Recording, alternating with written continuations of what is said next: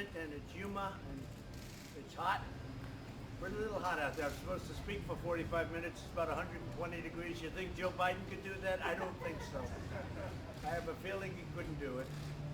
So we're really sort of celebrating a lot of things. The incredible people right over there have done such an incredible job. That's first and foremost, and I will say this, you're setting records at the border. You've been unbelievable, and I know the wall is helping. You know, in 2 weeks, we will have hit 300 miles of wall. And this is a small version of it, because actually the real deal goes up 30 feet. This is much smaller than that. But this is a small version of it. This is what the finish will be. Those are anti-climb plates at top. So that makes it much more difficult when you get to the top, because you see these guys climbing up with drugs on their back. And when you see that, it's actually, they look at the wall and they say, let's pass. Let's take a pass on it. So it's been a really incredible success. So within 2 weeks, we'll be in 300, here I think in 300 miles. So we're actually going faster than that. We'd like to think we can get to 300 by the end of this week. That's fantastic. Wow. Yes, sir. And we're doing about how many a week? About 10 miles a week. Over 10 miles a week, over 2 miles a day. That's fantastic. That's fantastic. So it's a great feeling to have closed up the border. Now people come in, if they come in through Meredith, they come in legally, but they don't come in like they used to. And human trafficking is, I think we're down 96% or something. It's been incredible. Mark, why don't you say a few words, please? Yes, sir. So thank you. So first of all, look, what you see behind me has saved American lives. Every single bit of concrete and steel that goes into the ground, the operational capacity of the men and women you're seeing right here goes exponentially higher to stop dangerous things and people from coming into this country. Drugs alone. What this wall does is it helps us shape the behavior of the cartels. It puts us in an offensive position, just like the president said. Because of that, this year to date, we've seized over 1 million pounds of drugs. Think about that. This year to date, 1 million pounds of drugs, and this wall is helping shape the behavior so that we can get better at doing that. We talk about criminals. We apprehend thousands of criminals every single year. Think about that. A lot of these individuals are violent criminals. Because of this wall, we're able to apprehend and stop these criminals from coming in this country to repeat their offenses. We have fewer victims of United States citizens because of the wall, because of what this president has provided us. Let's talk about gangs. Every single year, we stop hundreds and hundreds of gangs from pouring into this country, like MS-13, whose motto is rape, kill, and control. That's their motto, rape, kill, and control. Just recently, wasn't that long ago, they used machetes to hack up their victims, and they actually leave them decapitated. That's what we're talking about when we're talking about what this tool provides us. And then, of course, illegal immigration. Even during the height of a global pandemic, illegal immigration continues. And they allow themselves to be put in stash houses that are unsanitary, unsafe. They're put in tractor trailers for days. I mean, that's like a COVID petri dish. But yet they're coming across. But because of the tools that we have, like this wall, we're able to stop the illegal entry of individuals that have COVID to protect our citizens of this country. And Mr. President, I can say I've been in law enforcement for over 30 years, my entire adult life. And I want to personally thank you. You absolutely understand the threats that we face along our borders. You understand that border security is national security. And what today represents is a tremendous achievement that shows our commitment and the president's commitment to do what he said he was going to do from the beginning. And that's everything that we can to give these men and women the tools that they need to safeguard the health, safety, and security of the American people. So on behalf of the Customs and Border Protection, Mr. President, I want to say thank you for your continued commitment. Yes, sir. It's not a bad job, Mark. Well, you've been my friend, and you've been with us from very early on, and we appreciate it. We've made a lot of progress. You know, you don't hear about the wall anymore because we won. When you win, if you're us, you never hear about it again. And we have page after page of achievement that you never hear of anymore. That people say, oh, let's not talk about Space Force, let's not talk about all of the things we've done. But the wall is something that probably was the most visible of all. and it's working so incredibly. 280 miles, a little more than that. And again, that'll be a great, whether it's next week or the week after, knowing the general will do it next week, but we'll be at that 300-mile mark. And the difference is like day and night. Number one, you can use a lot less people, so you can be doing other things, which is great, because once you have the wall, nobody gets through it. Additionally, the wall is equipped with various things. It's set up for cameras and all sorts of elements. You control a lot of things even from the air, so within the wall. Interestingly, if you look, this is steel, the exterior, but inside the steel is hardened concrete, very, very strong, heavy strength concrete. And inside the concrete is rebar. So you have steel, you have concrete, you have rebar, you have all different materials. So it's very, very hard to get through, very, very hard. And it made it actually much stronger than it would be even if it was steel. So inside concrete, inside that, what's called grade A hardened rebar, which is very hard to saw. You can't do it very easily. But I think it's going to be fantastic. And again, the big thing is that plate. That's a big deal. We had people they couldn't get over that. That was the thing that stopped them. They could get up to the plate, but once they got there was nothing to grab. So it's called anti-climb. It's been great. General, would you like to say something? I would, sir. And I think the amazing thing about this is it's part of a great team here. We enjoy working for DHS. Commissioner Morgan and his people and the agents standing next to here are the real heroes. They're the ones we work with every single day. And the Corps of Engineers, again, we stay in concrete and steel, but our employees out in the Army Corps of Engineers are very, very dedicated to be able to make sure we can get this done. We talked about the 300-mile mark, but what you might not know is that this administration has basically funded us for 733 miles. 300 are going in, or already in right now, basically. There's another 300 that are being built right now in all other places across these 4 states. 49 different projects are all going in the ground, and then the last 133 are in design and acquisition. We're writing the contracts, we're designing it, but that's 733 miles that are paid for to be able to continue to execute. Last 2 things I would say, Mr. President, is that we want to continue to go out of our way to try to make sure we're taking care of the environment and mitigate any damages out there. We're also worried about the Native American tribes. We're worried about landowners. We want to do this the best way we can to achieve this objective. And we're just very, very proud and honored to be a part of this overall great team. Great job. Fantastic job. As you know, we have some natural walls, so to speak. We have mountain areas. We have very, very rough areas that are virtually impossible to get by. We have the river itself. We have a river that's a rough river, a dangerous river, and you don't need walls at certain locations, but we have covered it, and this is something that's very special, very important. And I looked at the platform. I didn't see it, but I know they used to talk about it, that they would take down the wall if they got in. They would take it down. And one of the incredible things in terms, Mark, of timing is that because of the coronavirus, or whatever you want to call it, the China plague, call it whatever you want. China plague is more accurate. But because of what happened with this, Mexico is heavily infected, and it's stopping people from coming across. We put up 18 miles in San Diego as an example, right opposite Tijuana.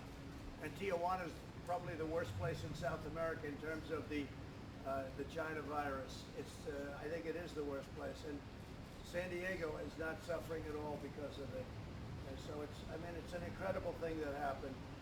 So California is actually very happy that we built the wall. They don't say it publicly because they can't. It's not good politically for them, although I actually think it probably is good politically for them.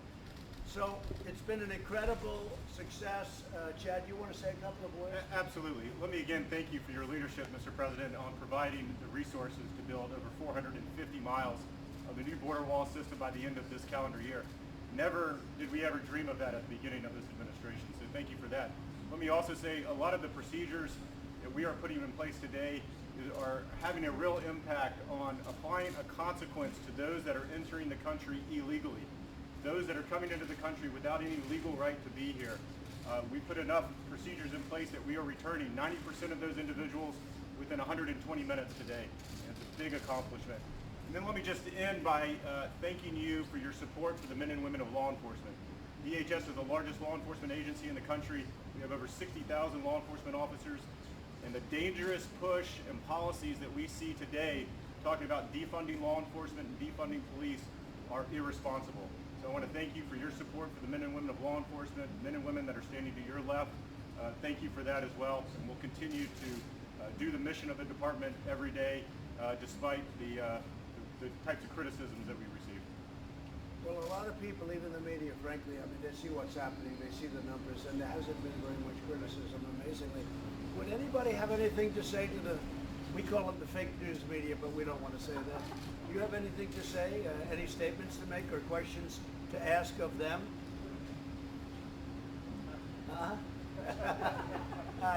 You're very smart.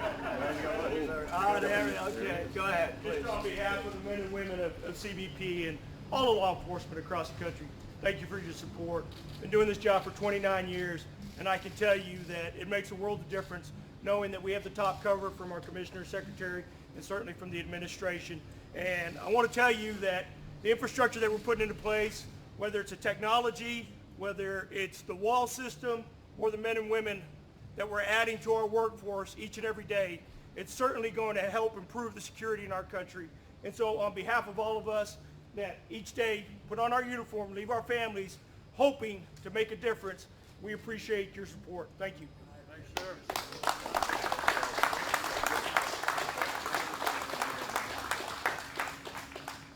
Do you have any questions? Secretary Wolf, back home, Miles Taylor says that the White House liaison for DHS has been asked to dig up dirt on him. Is that true? I don't know anything about that. What I can tell you is I'm very disappointed in Mr. Taylor. He was at the department for a number of years, but again, decided to, left the department over a year and a half ago, left the department very praising the administration's policies, procedures, has said nothing since that time. In 70 days, roughly 70 days from election, has decided now to start talking. I think most reasonable Americans understand what that is all about. So very disappointed. And if I could add, I never met him, to the best of my knowledge. I never heard of him. I don't know who he is. I then said, when did he leave? And it was like a year and a half ago. He said the best things about what we're doing, unbelievable statements, and he left a year and a half ago. All of a sudden, he's bad-mouthing. Now, the reason is the Democrats or somebody got to him and said, how would you like to speak? Or whatever. He's a lowlife. Anybody that does that is a lowlife to me. And it's a shame because these people work so hard. And I don't even know if you know Miles Taylor. Do you know who he is? Never met him, sir. I never met him. I never heard of him before. But all of a sudden, they have big headlines. Member of the Trump administration. He's not a Trump administration.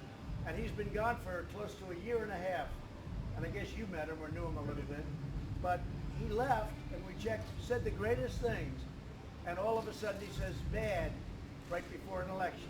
These are bad people. These are sick people. And we call it out. The difference is we call it out. Somebody else would let him get away with it. We call him out. He's a lowlife. Okay, another question? An update on the post office situation? Yeah, the post office is running as well as it has in a long time. They took a lot of old administrative acts where they wanted to do from past administrations, and they've done them. Look, I have a much better idea in the post office. You raise the price per package by a number that it should be, so that instead of Amazon and these other companies making a fortune, including the fact that they pay virtually no tax, which is ridiculous and very unfair to regular stores, Amazon will pay for the cost of the post office. So now instead of losing tens of billions of dollars a year like it has been for 30, 40 years, Amazon should pay for it. And so should other companies in the business of Amazon, delivery. They should pay. They should also pay tax, by the way. And then you'll solve your problem with the post office, because I don't want to lay people off. I'm not laying postal workers off. And let me just tell you, what we do is it's price per package, and they have it figured exactly, whether it's $2 or $3, and you make it so Amazon has to pay, and they can't pass it on. They make a lot of money. They can't pass it on to their customer. Right now, Amazon comes in, they build their big plant, and they deliver the easy ones, and the hard ones they give to the post office. And the plant is usually right next to a big post office building or a post office. They dump packages into the post office. We, the United States, delivers the package for Amazon, and we lose a lot of money. Unacceptable. And I've been telling these people to do this for the last 3 years, but they just got the board, and we're going to be doing it. Amazon is going to pay for the post office. Did you have any role in the decision not to make the changes to the Postal Service? No, I wasn't involved. You have a good man and the head man, and he was carrying on for years what has been taking place at Mark. Is that a correct statement? That's correct. This has been going on for a long time, but I have a much better idea. You get more per package because the people that used to be there under the Obama administration, appointed by Obama, they never raised the prices on Amazon. So Amazon's paying an ancient price, and they shouldn't be. And they shouldn't be allowed to pass it on to their customer. They have to pay for it themselves. They make a fortune. So they've used the post office, and they've used it very smartly, very well. And I've done this for a period of time, but now you have a full board. And we should raise the price of packages Amazon has to pay, and we shouldn't get rid of any of our postal workers. I don't want to get rid of our postal workers. If you look at past administrations, they wanted to cut the post office way down. I don't want to do that. And by the way, Amazon could never replicate the post office. The post office is bigger than Amazon by a lot. Hard to believe how big it is. But it also loses billions and billions, lost $78 billion over a short period, like a 12-year period of time, something like that. 78 billion. Now we'll fix it very easily. It can be done in one day. We charge Amazon for use because it's part of their model. They think the post office is stupid. They think the people in government are stupid. So he builds plants, he builds his receptor plant, or whatever he may call it, or they may call it, and he takes a lot of that stuff and he drops it into the post office. Then the post office loses $2.50 every time they deliver a package. They shouldn't do that. So my idea is very simple. Amazon has to pay. They can't pass it on to their customer because they shouldn't. They make so much money. They've made money by using the U.S. Post Office, and nobody did anything about it. I did because we started this project 2 years ago, and now we're in a position to do it. So that's what they should be doing. This way you keep everything. Your post office could almost probably make money, probably ends up making money. We're the first time in 45 years that it would actually make money. And I don't want to fire anybody in the Postal Service, all right? I think that's pretty clear. Yeah. Mr. President, do you agree with the Senate's conclusion that Vladimir Putin directed the hack of Democrats' emails? I don't know anything about it. I didn't read it. I did see Senator Rubio saying Donald Trump had absolutely nothing to do with it. He was on before. He said Donald Trump had absolutely nothing to do with Russia. It's all a hoax. It's a big hoax. What was in a report done by some politicians on the other side, like Warner? What was in the report? That I don't know. But I know one thing that was in the report, that Donald Trump had absolutely nothing to do with it or with Russia. Is that right? Did you read that? Go ahead. Did you read it? Come on, you can say. It concluded that Thank you were, very much. but Mr. President. Thank you very much. Yeah, go ahead, The please. report also said that Ukraine, there was no evidence that Ukraine interfered in the 2016 election. Do Well, you now it's still believe- Ukraine. They So did I thought it not was find- Russia. You mean they now didn't it's find so? any evidence. Who They you didn't- with? Who you with? No, I'm with. Huh? They did not find any evidence that Ukraine interfered in 2016. Do you believe? Well, that you're Ukraine- telling me that Ukraine did interfere now. No, I'm not. I'm saying that the Senate Intelligence Committee, led by Republicans, did not find any evidence that Ukraine interfered in 2016. You repeatedly have said that they did. Do you still believe they did? I don't know anything about it. I don't know about Ukraine. I don't know about Russia. All I know is that I had nothing to do with either one of them, and that came out loud and clear in the report. Loud and clear. And I want to thank Senator Rubio. He made it very, very powerfully. He made a very powerful statement today. He said Donald Trump had absolutely nothing to do with Russia. And that's true. Okay, what else? U.S.-China talks were postponed. U.S.-China talks were postponed. You were supposed to have a review of this trade deal. I postponed them. I postponed talks with China. You know why? I don't want to deal with them now. I don't want to deal with them now. With what they did to this country and to the world, I don't want to talk to China right now. Okay? Are you gonna pull out of the trade deal? We'll see what happens. Look, let me tell you. What China did to the world was not even thinkable. They could have stopped it. They stopped it from going into China, and they should have stopped it. So that's correct. I canceled talks with China. Mr. President, And by the way, if Sleepy Joe Biden never got in, China would own the United States. They'd own it. They'd own every one of these people. They'd own this building. They'd own the United States. Because Biden would give them everything. For two reasons. Number one, he's not smart. And number two, he's weak. China would own our country. And you know what else? You'll have a deal the first month or sooner with Iran. Iran is dying to make a deal. But I said, let's wait till after the election. And they wouldn't want to wait because there's a chance. If Biden never got in, they'd give them another $150 billion like they did. The dumbest deal I've ever seen. are you going to take action against Iran on the basis of the U.S. intelligence report? We're that going to they see. came back You're with? going to see. You're going to see very soon. I don't talk about that. You'll see very soon. Any other questions? Mike Lindell, Mr. Pillow, the pillow guy, he's promoting a new therapeutic for COVID-19, Olindrin, and he says you're enthusiastic about it. Is that I true? know nothing about it other than I know he's got something that he's working with some Why should science we listen to people. him? He I manufactures don't know. pillows. I don't know. All I know is this. We're very close to a vaccine. We have the best companies in the world doing it. We're very close to therapeutic. We're going to solve it therapeutically in addition, which frankly to me is better because it's quicker for now. The vaccine is great, but therapeutics, and we're very close to coming up with the answers. We've already, I think, have answers if you want to know the truth. Then we have to deliver it. We're going to do it through the military, through one of your friends who's a general for logistics. But I don't know anything about it. I haven't heard that. What is he doing? He's promoting some kind of a... Yeah, Olindrin. He's out here talking that about I it. He don't said know. you're I don't know the name, but I enthusiastic know Mike is a good man. He's a good man. He makes a good pillow. On Russia, do you accept that your 2016 campaign staff were a security risk given their high level of contact with Russian You have to officials? say it louder. Do you accept that your 2016 campaign staff constituted a security risk because of their repeated contacts with Russian officials? I don't even know who you're talking about. I know that Ukraine sent a phony document saying it was a Manafort document, and it was a forged document, the Black Book. They call it a Black Book.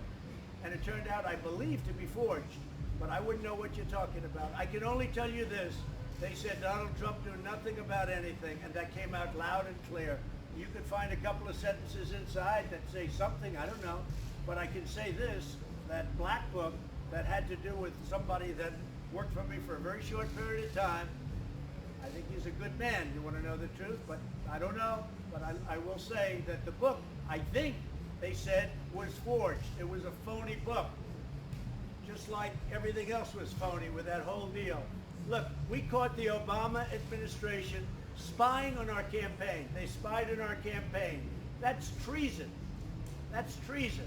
If this were the other way around and it was Democrats instead of Republicans, it'd be many people would be in jail already. It's a disgrace that it's taking this long. We caught them spying on our campaign. Let's see what happens. We just last week, I guess they announced last week, that a very high-level person from the FBI was forging documents in order to make me look bad. All right? It's all about making me look bad. So he was a high-level man. He was forging documents. Let's see what happens to him. But the bottom line is we caught President Obama and Sleepy Joe spying on our campaign. That's treason. That's illegal. These people should take them and do something with them, I'll tell you. It's a disgrace. It's really a disgrace. And they knew it. And not only spying, they were working on our campaign before I won and after I won. Hence the insurance policy from Strzok and his lover, Page. Two lovers. They got caught because they were lovers. And she said, and he said, she's going to win, but just in case she loses, we have an insurance policy. Well, we went through the insurance policy. The problem is we caught them, and we caught them cold. And let's see what happens. And Obama knew about it, and I'm sure Michelle knew about it, and Biden knew about it. All right? Are you gonna pardon Manafort then? I think it was treated unbelievably because the Black Book, they say, was a phony book. So we'll see what happens with him. We'll see. I'm very happy to have given a full and complete pardon to Susan B. Anthony. That was a great thing. That was very popular too. That was a very good one. And I actually asked the other day, I said, they were talking about Susan B. Anthony, and you know, she did that for other people, and she didn't want herself included. She wasn't included in the pardon for many years ago. And I said, well, so she has a record? And they said, yeah, she has a record. I said, why can't we pardon her? They said, that's the coolest idea I've ever heard. And it's been very, very popular. Susan B. Anthony, and I've just signed the pardon, I've just signed the papers, and she is fully pardoned. First time in a long time, she's fully pardoned. How do you feel about Oracle? Do you think Oracle would be a good buyer for TikTok? Well, I think Oracle's a great company, and I think its owner is a tremendous guy, tremendous person. I think that Oracle would be certainly somebody that could handle it, yeah. We gave them until September 15th. After that, they got to close shop, okay? That's TikTok. Would you prefer Oracle to Microsoft? Well, I guess Microsoft wants it, and so does Oracle, and probably so do other people. But they have to also make sure the United States is well compensated, because we're the ones making it possible. Very simple. We're the ones making it possible. So our Treasury has to be very well compensated. How does that work? It's very simple how it works. It's called, you have to put money into the Treasury. Any other questions? How are you going to make your convention a bit more lively than the Democratic one? Well, their ratings were very bad. They just announced their ratings, and I thought it was not the best television I've ever watched. It was brutal, actually. No, their ratings were very bad. I think we're going to do great. Thursday night, I'm doing it live. Unlike Michelle Obama, I'm doing it live. And it'll be Thursday night. It'll be at the White House on the South Lawn. And hopefully you'll enjoy it. Mr. President, since we're here at the border, Live, by the way, is always much more exciting than tape, especially when she made the tape long before the event. She didn't even have the accurate facts, and then they say, what a wonderful job. What was wonderful about it? It was a divisive speech, devoid of facts, and it wasn't current. It was old. It was done probably 2-3 weeks ago. So, you know, but the media will always say good. President Trump, since we're here talking about the wall and the election is fast approaching, do you have anything to say about your 2016 campaign promise that Mexico would pay for it? Yeah, they are paying for it. How? They're going to pay at the border, at the gate, cars going through. We're going to do a toll, or we may do a toll for money being sent back and forth. They will pay for it. Yeah, they are paying for it. But It's just to be 100%. clear, right now, they are No, not no, paying. it doesn't matter whether they pay now or over the next 12 months. No, Mexico will be paying. We have a very good relationship with Mexico. And we built the wall under budget, ahead of schedule. Once we started, these guys, Army Corps of Engineers, did a great job. And Mexico is paying for the wall, yeah. Either through the toll, and it's a very small charge because we do such big business.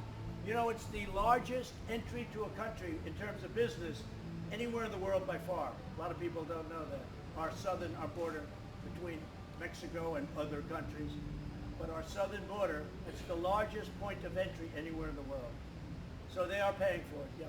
Just one of the officials here, one of the experts, talk a little bit about what that fee is, how much it is, and how much you plan to Well, I think what offer we're it. doing now is we're figuring how much we have to charge, what the charge would be. It won't be very substantial because we have millions and millions of cars and trucks going through the border. And we also may do it as a tax or a combination.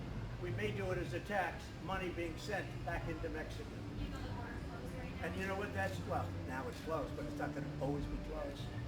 And it's open at entry, at the points of entry it's open, but we're very, very careful. But it will be fully open in a short period of while. When the pandemic, when the China virus goes, it will be open. But I will tell you this, we built a great wall. The Army Corps of Engineers did a spectacular job, maybe even superseded by Border Patrol and all of the people, right? Yes, sir. Because the job you've done without the wall is incredible. You know, the Democrats used to say, you don't need a wall, we need drones. What are you going to do with a drone? Watch people go by? Two things never got old. You know, technology's an amazing thing. Two things never got old. You know what it was? One is a wall and one is a wheel. And you can come back in 1,000 years from now and you can have walls and you can have wheels. Other things, they're all obsolete. But we can run drones right from the wall. We have technology that we flip onto the wall. We can run our drones. We can run all sorts of cameras. It's all wired up. We have everything you can possibly have. It's an amazing and very complex setup. Yeah. Mr. President, Speaker Pelosi said today that she wanted to meet halfway on the stimulus bill. When are you? I don't know what she says. She doesn't know what she says. She reminds me of Joe Biden. She doesn't know what she says. Okay. Thank you very much. Now I've got to make a speech. I'm sure you'll enjoy a speech in 120-degree weather. But I got to do it, and I will do it. And they'll protect me while I'm making that speech. I know that, right?